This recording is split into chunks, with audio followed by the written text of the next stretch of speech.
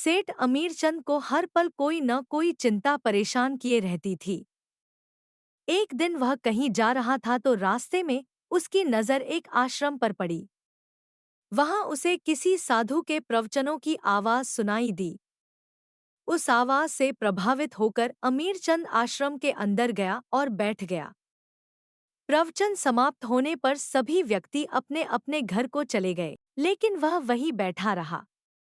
उसे देखकर संत बोले, "हैं कहो, तुम्हारे मन में क्या जिज्ञासा है जो तुम्हें परेशान कर रही है?" इस पर अमीरचंद बोला, "हाँ बाबा, मेरे जीवन में शांति नहीं है।" यह सुनकर संत बोले, "घबराओ नहीं, तुम्हारे मन की सारी अशांति अभी दूर हो जाएगी।" संत की बात सुनकर ज्यों ही अमीरचंद ध्यान की मुद्रा में बैठा त्यों ही उसके मन में इधर-उधर की बातें घूमने लगी और उसका ध्यान उचट गया। सेठ बोला, चलो जरा आश्रम का एक चक्कर लगाते हैं।" अमीरचंद ने एक सुंदर वृक्ष देखा तथा उसे हाथ से हुआ। हाथ लगाते ही उसके हाथ में एक कांटा चुभ गया और सेठ बुरी तरह चिल्लाने लगे।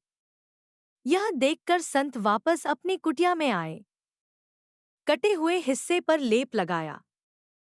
कुछ देर बाद वह सेठ से बोले, तुम्हारे हाथ में जरा सा कांटा चुभा तो तुम बेहाल हो गए।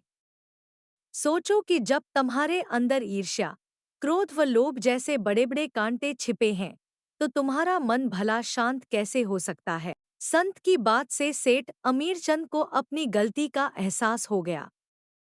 वह संतुष्ट होकर वहां से चला गया। उसके बाद सेठ अमीरचंद ने कभी भी ईर्ष्या नहीं की, क्रोध का भी त्याग कर दिया।